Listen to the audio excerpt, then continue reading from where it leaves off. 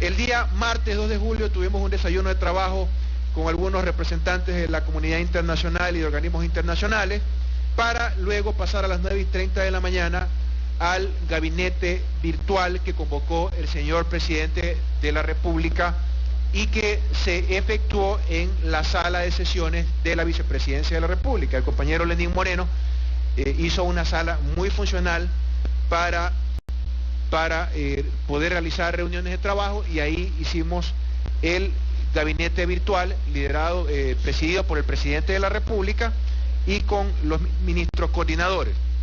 Dentro de esta presentación, dentro del reporte de las actividades y los temas que se trataron en este gabinete virtual, que se hace a través de videoconferencia para optimizar el tiempo de los ministros, ya todos los ministros que a veces no están inclusive en la misma ciudad, no tienen que ir al Palacio Presidencial y en este caso a la Vicepresidencia de la República.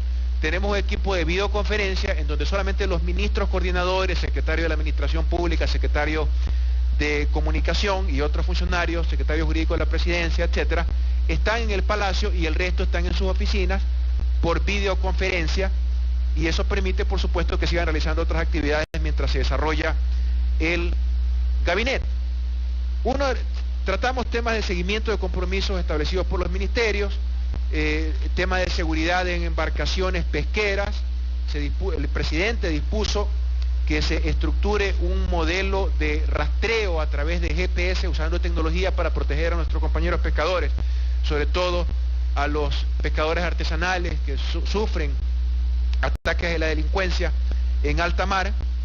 Evaluamos la difícil situación, lo veremos más adelante, que representan esos tratados bilaterales de protección de inversiones, sobre todo los que tenemos, que nos llevan a ese centro de arbitraje del CIADI, del Banco Mundial, y en donde empresas transnacionales que operaron aquí en el Ecuador, que nos dejaron contaminación, atacan a nuestro país, atacan nuestra democracia, atacan al bienestar de nuestro pueblo, y tenemos que tomar medidas respecto a eso. Y dentro de esas presentaciones, nuestro ministro coordinador de la producción, Richard Espinosa, hizo un diagnóstico general sobre la carga impositiva o la carga tributaria, qué tantos impuestos y qué tanto afecta o representa eso para las operaciones comerciales, productivas y los emprendimientos. Y creo que hay unos datos importantes que deberíamos compartirlos con todos ustedes, que por supuesto van a merecer más análisis en otras áreas, pero que yo invito también a nuestro ministro Richard Espinosa que nos haga una pequeña referencia a este importante punto que se trató en el gabinete virtual. Richard. Gracias, vicepresidente. Ciudadanas, ciudadanos que nos escuchan de nuestra patria. Efectivamente, hicimos en el gabinete con el señor presidente, el señor vicepresidente de la República, un breve análisis de la carga tributaria y las ventajas industriales que el Ecuador tiene con relación a toda la región. Me voy a permitir dar un breve informe sobre lo que vimos en gabinete. Ahí tenemos un gráfico para todos aquellos que nos pueden ver, y para los que no, voy a tratar de ser lo más ilustrativo posible. Aquí vamos a poder evidenciar que la carga tributaria directa de las empresas se ha mantenido constante desde el año 2010, incluso si consideran los incrementos en el impuesto de salida de divisas, el ISD, aplicados justamente desde el año 2010. Como podemos ver en la curva roja primero, en el año 2007 la carga tributaria sobre ingresos equivalía al 1.70%. Posteriormente se crea el ISD en el año 2008, lo que hace que esta carga tributaria se ubique en el 1.84%. Y de ahí, bueno, el año 2009, ustedes recordarán, fue un año atípico en donde fue la crisis económica y financiera mundial. Evidentemente para esto no lo tomamos en consideración, aunque sí debemos mencionar que el Ecuador en ese año, a diferencia de que casi todos los países del mundo decrecieron en sus economías, el Ecuador efectivamente creció poco, pero creció.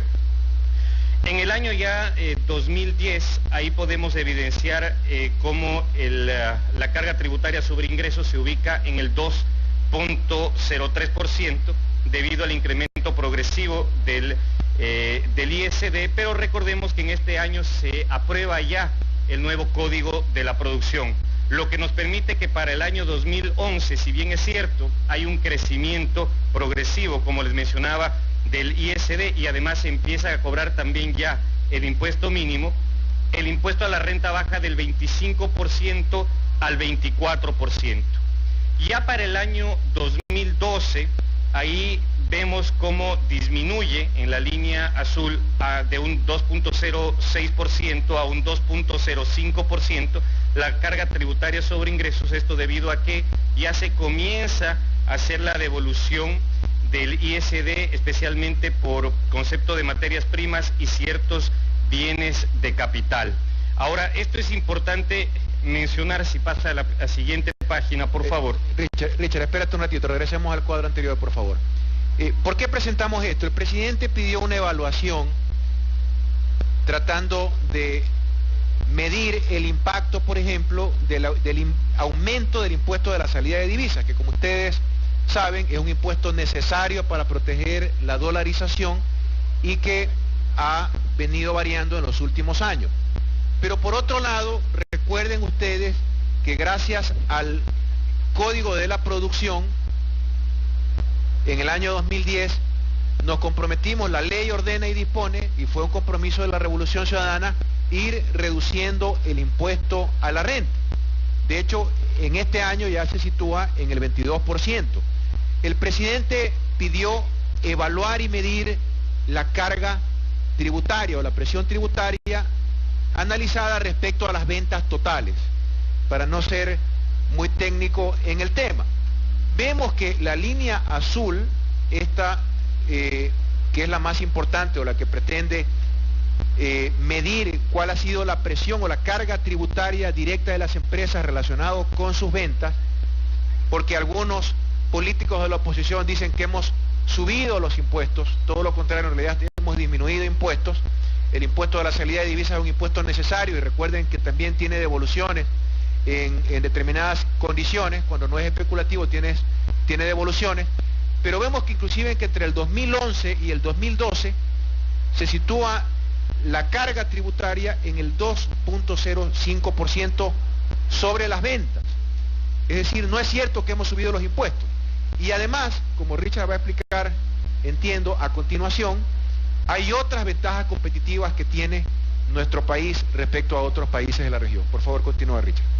Gracias, vicepresidente. Y efectivamente, ya para este año 2013 ha disminuido un punto más el impuesto a la renta, ubicándose en el 22%, lo que va a hacer que incida directamente de manera positiva a favor de las industrias de nuestro país esa disminución.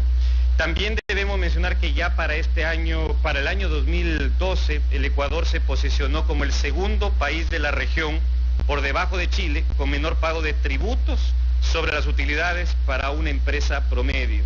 O sea, recalco, el menor pago de tributos sobre las utilidades para una empresa promedio.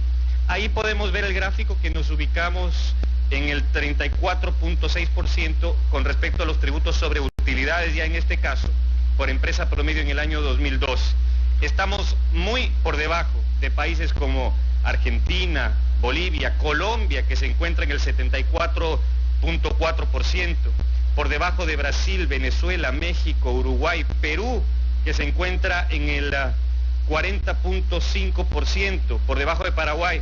El promedio regional es de 57.3% y el del Ecuador, insisto, es del 34.6%. Casi estamos entre los países, estamos, como mencionaba, como el segundo país en que menos carga tributaria en relación a las utilidades en este caso tenemos. Richard, ¿esto incluye tasas municipales? Esto incluye efectivamente todos los impuestos que tienen que ver con ISD, impuesto mínimo a la renta y toda la carga total que tienen en cada uno de los países. Y así nosotros nos ubicamos en el segundo lugar.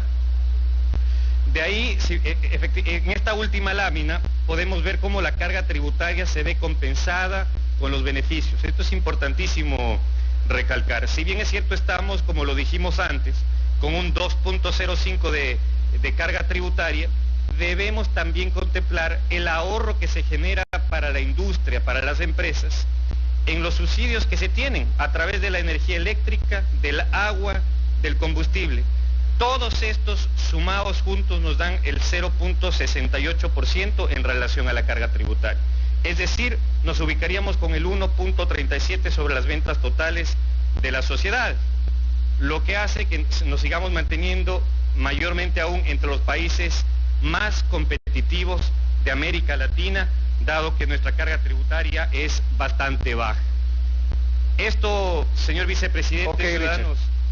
¿Por qué presentamos esto? Muchas gracias, Richard. ¿Por qué presentamos esto? Es muy importante. Siempre hacemos referencia a la carga tributaria, a la presión tributaria, a los impuestos, y está bien. Como gobierno estamos muy preocupados en mantener competitividad y productividad en el Ecuador. Hay que generar un entorno de condiciones que generen competitividad, con el gran desafío de que en el Ecuador no tenemos moneda propia, estamos dolarizados. Y siempre hacemos referencia a los impuestos, pero hay que transparentar el debate y siempre estamos abiertos. De hecho, he conversado con algunos empresarios y me dicen que hay cosas que no están midiendo. Hay cosas que el costo de los trámites, el impacto en la tramitología que representa eso para el sector productivo. Siempre estamos abiertos y de hecho el cambio de la matriz productiva lo vamos a hacer con políticas públicas, pero fundamentalmente el sector privado. Son los empresarios nacionales, extranjeros, los que tienen que propiciar este cambio de la matriz productiva. Vamos a hacer nuestra parte y hemos generado las condiciones. Parte de esas condiciones es que tenemos subsidios en electricidad, en agua, en combustibles, que no solo que no hemos subido los costos de los combustibles, los hemos mantenido, pero hemos mejorado la calidad del combustible. Hemos mejorado la calidad del servicio eléctrico y para el sector empresarial hemos reducido el costo, hemos reducido el valor. Recuerden ustedes que las empresas pagaban el 10% del impuesto, una especie de tasa, al Fondo de Electrificación Rural Urbano Marginal, conocido como FERUM. Nosotros eliminamos ese fondo, porque eso no tienen que pagarlo las empresas, eso es responsabilidad del Estado, y no con un fondito ahí de creo que eran 40 millones al año que se recaudaban por eso, pero que encarecía notablemente el costo de la energía eléctrica para todos los medidores comerciales e industriales, porque pagaban el 10% del aporte al FERUM. Nosotros ahora invertimos mucho más de 40 millones de dólares en electrificación rural y urbano marginal para llevar servicio a todas las comunidades, a todas las nacionalidades, a todo nuestro pueblo, y reducimos ese costo a los empresarios. Recuerden también que antes se pagaba el 15% del impuesto a las telecomunicaciones. Ustedes se acuerdan que por alguna razón extraña se pagaba el 5% del impuesto al deporte. ¿Qué tiene que ver el deporte con las tarifas telefónicas? Pero bueno, eliminamos también eso con un sacrificio fiscal que me parece que supera los 300 millones de dólares, que también repercutía en la competitividad país y en la competitividad del aparato productivo, del sector empresarial. Así que no solamente que no hemos subido las tarifas eléctricas, las hemos bajado. No solo que no hemos subido las tarifas telefónicas, las hemos disminuido y hemos mejorado radicalmente la calidad del servicio. No hemos subido los combustibles y tenemos mejor gasolina, mejor diésel, y ustedes son testigos de ello y no hemos variado el precio. Súmele a eso la infraestructura, carreteras, vialidad, que genera también ahorro de costos porque el mantenimiento de los vehículos disminuye. Muchas gracias, Richard. Creo que era importante presentar esta cifra y por supuesto, seguramente habrá muchos más criterios y siempre estamos abiertos a revisarlos. Dentro de este gabinete virtual también comenzamos a delinear algunas medidas de reacción en contra de esos arbitrajes miserables que pretenden atentar contra nuestra economía, contra nuestra soberanía. Hay estos tribunales como el famoso CIADI, a donde la Chevron, entiéndase Texaco, ustedes se acuerdan de la Texaco, ¿no, verdad? Es como hablar de Pacifictel más o menos, ¿no? Recuerden cómo era antes la patria, antes de la Revolución Ciudadana. Empresas como esta que se han dedicado a desprestigiar a toda una nación, a todo un país, por el legítimo derecho de las comunidades de reclamar justicia por la contaminación que dejaron. Miren que eso es un juicio que no participa el gobierno, es un juicio que tiene creo que casi 20 años, 18 años, que iniciaron las comunidades de un reclamo a la compañía Texaco, hoy Chevron, y que fue un juicio puesto en Nueva York, que la Chevron peleó años y años para traerlo acá al Ecuador, a la Amazonía. Tuvieron una sentencia que no les favoreció y ahora por eso quieren atacar no solamente a los amazónicos, sino a todo el país, pretendiendo cobrar o hacernos pagar millonarias indemnizaciones que pueden poner en riesgo seriamente nuestra economía. Y resulta que con la asesoría de abogados internacionales, porque aquí hay claras ilegalidades, se declaran competentes en algunos arbitrajes para conocer los árbitros. Un tribunal está formado por 3 árbitros y se declaran competentes para conocer casos que no tienen competencia, aduciendo un tratado de inversiones que ni siquiera estaba vigente cuando Texaco estaba en el Ecuador. Un claro abuso de estos tribunales arbitrales. Y un abogado internacional nos hacía entender que el sistema en sí mismo es un sistema corrompido. ¿Por qué se declaran competentes los árbitros? Porque así pueden cobrar sus honorarios, así pueden cobrar sus servicios profesionales, entre comillas, y el mejor negocio para ellos probablemente sea ser serviles con estas compañías transnacionales que los seguirán buscando para que sigan siendo árbitros y sigan perjudicando a nuestros países, a nuestros pueblos, porque no solamente es un caso de Ecuador, igual sufre Argentina, Venezuela y otros países en África, que son víctimas de estos tribunales de arbitraje que están auspiciados en algunos tratados de protección de inversiones. Resulta que hemos tomado la decisión de contactarnos con países amigos para publicar en una lista todos estos árbitros internacionales que se han dedicado a tratar de destruir a nuestros países y hacer una suerte de lista negra de estos árbitros para que Venezuela, Bolivia, Ecuador, Argentina, Nicaragua, denunciemos este sistema corrompido de arbitrajes. No vamos a permitir que estos tribunales de arbitraje traten de destruir la economía de nuestros países. Y todos juntos nos opondremos a cualquier participación de este tipo de árbitros que están dedicados a destruir la economía de nuestras naciones y de ser serviles o complacientes con estas compañías transnacionales que en el caso de Chevron se ha dedicado a desprestigiar a 14.4 millones de ecuatorianos. No van a poder con nosotros. La dignidad de nuestro pueblo puede más que el bolsillo gigante que tengan esas compañías transnacionales. Y sus acólitos también, algunos congresistas norteamericanos que se dedican a atacar el Ecuador por esto. Que el compañero Lenín Moreno hizo una sala muy funcional para poder realizar reuniones de trabajo, y ahí hicimos el gabinete virtual presidido por el presidente de la República y con los ministros coordinadores. Dentro de esta presentación, dentro del reporte de compromisos establecidos por los ministerios, tema de seguridad en embarcaciones pesqueras, el presidente dispuso que se estructure un modelo de rastreo a través de GPS usando tecnología para proteger a nuestros compañeros pescadores, sobre todo a los pescadores artesanales que sufren ataques de la delincuencia. Las actividades y los temas que se trataron en este gabinete virtual, que se hace a través de videoconferencia para optimizar el tiempo de los ministros. Ya todos los ministros, que a veces no están inclusive en la misma ciudad, no tienen que ir al Palacio Presidencial y en este caso a la Vicepresidencia de la República. Tenemos un equipo de videoconferencia en donde solamente los ministros coordinadores, secretario de la Administración Pública, secretario de Comunicación y otros funcionarios, secretario jurídico de la Presidencia, etcétera, están en el Palacio y el resto están en sus oficinas por videoconferencia, y eso permite, por supuesto, que sigan realizando otras actividades mientras se desarrolla el gabinete. Tratamos temas de seguimiento El día martes 2 de julio tuvimos un desayuno de trabajo con algunos representantes de la comunidad internacional y de organismos internacionales, para luego pasar a las 9:30 de la mañana al gabinete virtual que convocó el señor presidente de la República y que se efectuó en la sala de sesiones de la Vicepresidencia de la República.